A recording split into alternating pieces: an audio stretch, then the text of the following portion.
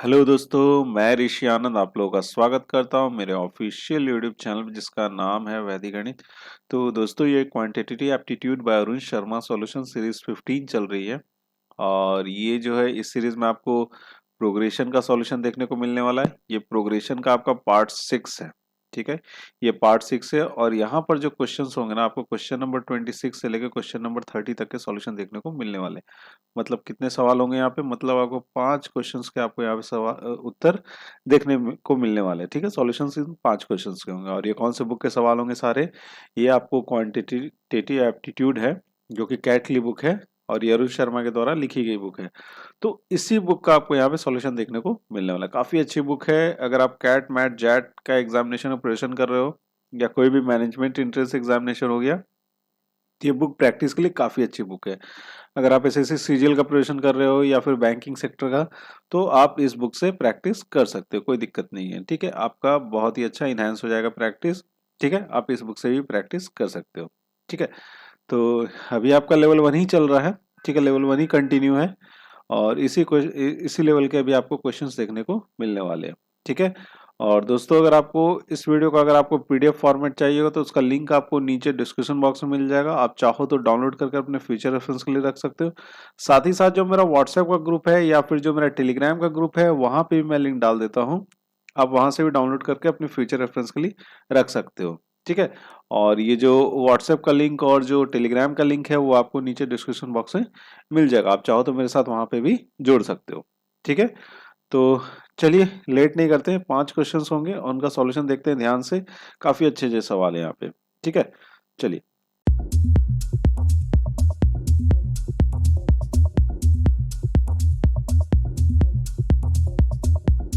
हाँ तो दोस्तों पहला सवाल आपके स्क्रीन पर है।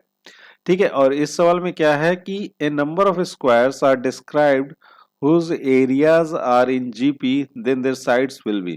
ठीक है, देखिए कुछ नंबर ऑफ स्क्वायर्स हैं जिनका एरिया जीपी में है। ठीक है, स्क्वायर्स मतलब स्क्वायर्स हो गए जो कि मेंसुरेशन में हम लोग यूज करते हैं स्क्वायर्स। उनका एरिया क्या आपको जीपी में ज्योमेट्रिक प्रोग्रेशन में है। तो उनके साइड किस तरह से होंगे, 4 ऑप्शन है हमारे पास, एपी जीपी एचपी और नथिंग कैन बी सेड। ठीक है, देखो फॉर एग्जांपल अगर मैं लेके चलता हूँ यहाँ पर, ठीक है, ऐसा कुछ यहाँ पे दिया हुआ नहीं है, तो ऐसे ही जस्ट मैं एक मानता हूँ कि एरिया इस साइड ले लिया हमने। अगर मैंने पहला एरिया शुरू किया 1 है, फिर उसका शुरू किया हमारा 2 है। किस में लेना हमें, जीपी में लेना है, ये ध्यान रखना हमें। ठीक है, 1 है 2 है, फिर ले लिया 4 है। 2 का रेशियो दे रहे हैं हम लोग यहाँ पे। ठीक है, कॉमन रेशियो जो रह रहा है यहाँ पे 2 का है। ठीक है, 1 है 2 है 4 है और फिर उसके बाद 8 है, फिर उसके बाद आपका 16 हो गया, फिर 32 हो गया, ऐसे समहाउ बहुत सारे हैं। ठीक है, नंबर ऑफ स्क्वायर्स लिख रखा है इसलिए यहाँ पे हमें इस पे नहीं जाना है कितने सारे हैं। ठीक है, तो समहाउ ऐसे ही जा रहा है। ठीक है, अब यहाँ पर आ जाते हैं साइड। ठीक है, साइड्स का क्या होगा, देखो जब एरिया हमारा 1 है तो साइड कितना होना चाहिए। देखो स्क्वायर का जो एरिया होता है साइड का क्या होता है, स्क्वायर के बराबर होता है। ठीक है, तो एरिया कितना हो जाएगा आपका, 1 हो जाएगा। सॉरी, अगर 1 है तो साइड्स कितना, साइड्स का लेंथ कितना हो जाएगा, 1 हो जाएगा। ठीक है, और जब एरिया 2 है तो साइड का लेंथ कितना हो जाएगा आपका, √2 हो जाएगा। और जब एरिया आपका 4 है तो साइड का लेंथ कितना हो जाना चाहिए, 2 होना चाहिए। ठीक है, और जब 8 है तो ये हो जाएगा आपका 2√2 हो जाएगा। और जब 16 है तो 4 हो जाएगा और यहाँ से आ जाएगा आपका कितना, 4√2 हो जाएगा। ऐसे ही हो जाएगा, ऐसे ही चलता जाएगा। अब अगर आप यहाँ पे कॉमन रेशियो चेक करोगे साइड के बीच में, तो ये √2 का रेशियो यहाँ पे भी आपको कॉमन रेशियो √2 आ रहा है, यहाँ पे भी आपका √2 आ रहा है, यहाँ पर भी आपका √2 आ रहा है और यहाँ पर भी आपका √2 आ रहा है। तो यहाँ पर भी आपका कॉमन रेशियो क्या है, सेम है। तो इसका मतलब क्या, आपको ये जो होगा साइड्स भी जो होंगे वो किस में होंगे, आपको जीपी में ही होंगे, ज्योमेट्रिक प्रोग्रेशन में ही होंगे। ठीक है, आप डिफरेंस देख सकते हो, डिफरेंस यहाँ पे सेम नहीं है। ठीक है, तो एपी की तो बात ही खत्म हो गई, एचपी की बात खत्म हुई, तो बच गया कौन सा, आपका जीपी ही बच गया यहाँ पे। ठीक है, क्लियर है, समझ गए इस सवाल को। चलिए बढ़ा जाए, अपना अगला सवाल भी देख लिया जाए। हाँ तो दोस्तों अगला सवाल आपकी स्क्रीन पर है। अगला सवाल ये है कि how many terms are there in the GP 5 10 20 40 and so on, that is 1280। ठीक है, कितने सारे टर्म्स है यहाँ पे। तो देखो टर्म्स का जो फॉर्मूला होता है हम लोग उसी से चलते हैं। T n is equal to a r n minus 1। ठीक है। तो लास्ट टर्म हमारा कितना 1280 है, तो यहाँ पे लिखेंगे 1280। ठीक है। फर्स्ट टर्म कौन सा आपका 5 है। ठीक है। और कॉमन रेशियो अगर देखोगे तो कॉमन रेशियो आपका 2 का आ रहा है, और टू दी पावर क्या ले लेंगे हम, n-1 ले लेंगे। ठीक है। अब 5 से जब आप इसको डिवाइड करोगे तो ये हो जाएगा 5 दूना 10 हो जाएगा, और ये हो जाएगा आपका 25 5 36। ठीक है। ये हो जाएगा आपका 2 to the power n-1। Clear है। अब देखो इसको ऐसे लिख लेते हैं 2 टू द पावर n-1, और 256 को हम लोग कैसे लिख सकते हैं, 2 टू दी पावर कितना लिख सकते हैं, 8 लिख सकते हैं, लिख सकते हैं ना। अब यहाँ से आ जाएगा आपका n-1 कितने के बराबर, बेस अगर इक्वल है तो पावर भी क्या होगा, इक्वल होगा, तो n-1 is equal to 8, n is equal to हो जाएगा आपका 9। ठीक है। n इज इक्वल टू कितना हो गया, 9 हो गया। तो कौन सा ऑप्शन सही हो जाएगा हमारा, सी ऑप्शन क्या हो गया यहाँ से आपका करेक्ट हो गया। क्लियर है बात, यहाँ तक समझ गए इस सवाल को। ठीक है। चलिए बढ़ते अपना अगला सवाल देख लेते हैं। हाँ तो दोस्तों अगला सवाल आपकी स्क्रीन पर है। अगला सवाल ये है कि the least value of n for which the sum of the series 5 plus 10 plus 15 and so on terms is not less than 765। देखिए n की वैल्यू सबसे कम से कम कितनी हो सकती है जिससे कि इसका जो सम जो आएगा, इस सीरीज का जो सम आएगा उसकी वैल्यू कितनी होनी चाहिए आपको, 765 से कम नहीं होनी चाहिए, मतलब उससे ज्यादा होगा लेकिन उससे कम नहीं होनी चाहिए। तो देखो हमारा जो सीरीज है, अगर हम देखते हैं जो एपी है हमारे पास, ये देखोगे आप ध्यान से, तो एपी है, ये अरिथमेटिक प्रोग्रेशन है। तो यहाँ पर आपका S n sum of n terms अगर हम लोग लेते हैं तो ये हो जाएगा आपका एन अपॉन में 2। ठीक है। 2a हो जाएगा प्लस n-1 इंटू डी हो जाएगा, यही होगा फॉर्मूला। अब देखो अब देखो एक चीज यहाँ पे देखना, 765 से क्या होना चाहिए, सम ज्यादा होना चाहिए। ठीक है। n ही की तो वैल्यू निकालनी है, तो n अपॉन में 2 लिख लिया। 2 इंटू फर्स्ट टर्म कितना आपको 5 है, तो यहाँ पे 5 लिख लिया, प्लस में लिख लेंगे n-1, और कितना आपको है डिफरेंस, 5 का डिफरेंस है, 5 ले लेंगे। ठीक है। ये 5 अगर मैं कॉमन आउट कर लूँ यहाँ से, तो यहाँ पर आपका हो जाएगा कितना, 765 इज ग्रेटर देन, और ये 2 इस साइड आ जाएगा। ठीक है। 2 को हमने इस साइड लेते हैं, n इंटू 5 बाहर निकाल लिया, 2 प्लस n-1 हो जाएगा, यही होगा। अब 5 से अगर आप देखोगे ध्यान से तो ये कट जाएगा 5। ठीक है। ये हो जाएगा कितना, 153 हो जाएगा। और अगर आप इसको मल्टीप्लाई करना चाहो तो कर सकते हो, कोई दिक्कत नहीं उससे। तो ये आ जाएगा, आप इसको मल्टीप्लाई करोगे तो ये आ जाएगा आपका कितना, मल्टीप्लाई नहीं भी करोगे तो चलेगा। यहाँ पे लिखते हैं 2 इंटू 3 लिख सकते हैं, और 5 और 1। ठीक है। और यहाँ पर लिख लेंगे हम लोग n into n-1, sorry n+1 होगा। ठीक है। अब देखो यहाँ पर क्या है कि इस तरीके से अब हमको क्या निकालना है, n की वैल्यू निकालनी है। तो एक काम करते, 2 लिख लिया हमने, यहाँ पे 3 भी लिख लिया, और इसको कैसे लिख सकते हैं, और ऐसे लिख सकते हैं 3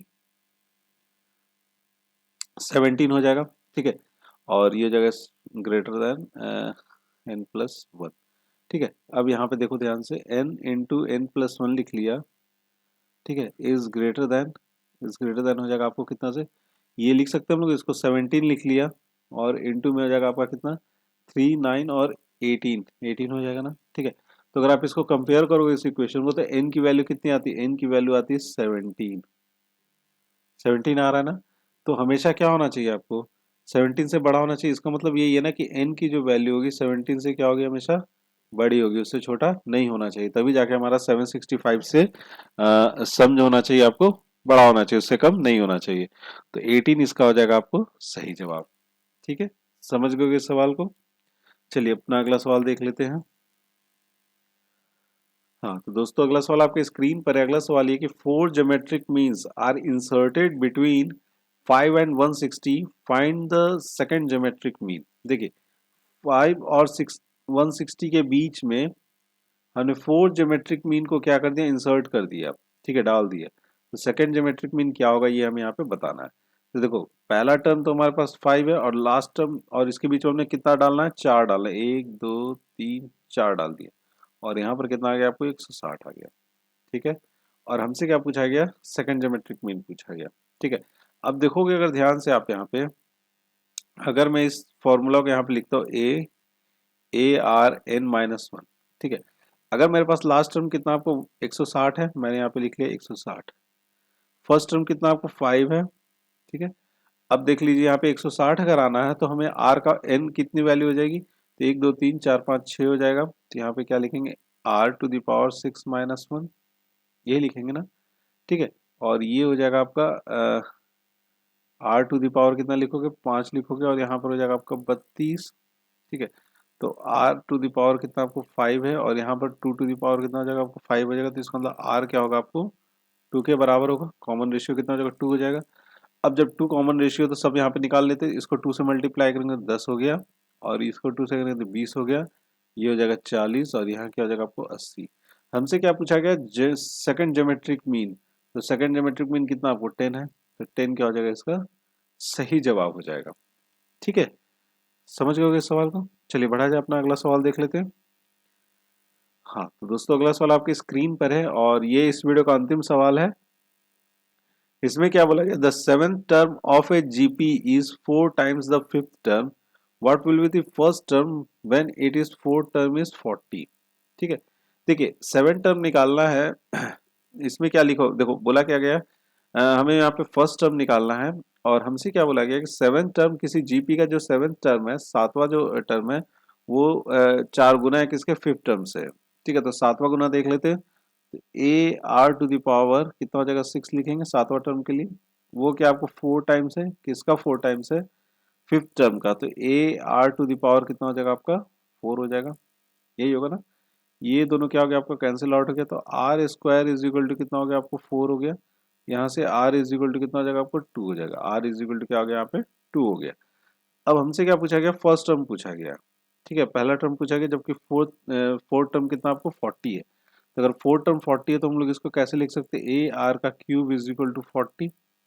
ठीक है, और यहाँ से हो जाएगा आपको ए लिख लिया, और इनटू में क्या लिख लेंगे, r⁻2 क्यूब, और ये हो जाएगा आपको 40 हो जाएगा, और यहाँ से आ जाएगा ए इज इक्वल टू हो जाएगा आपको 5। तो ए कितने के बराबर है आपको 5 के बराबर है, तो बी ऑप्शन क्या हो जाएगा यहाँ से आपका करेक्ट हो जाएगा। क्लियर है, समझ गए इस सवाल को।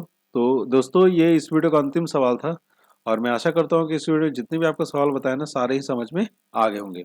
ठीक है, तो दोस्तों आपको ये वीडियो कैसा लगा प्लीज़ आप मुझे कमेंट बॉक्स में कमेंट करके ज़रूर बताइएगा। अगर पसंद आया तो लाइक जरूर कीजिएगा, और अपने दोस्तों के साथ भी शेयर जरूर कीजिएगा। ठीक है, तो एट लास्ट दोस्तों thank you so much for watching my video, and best of luck for your future.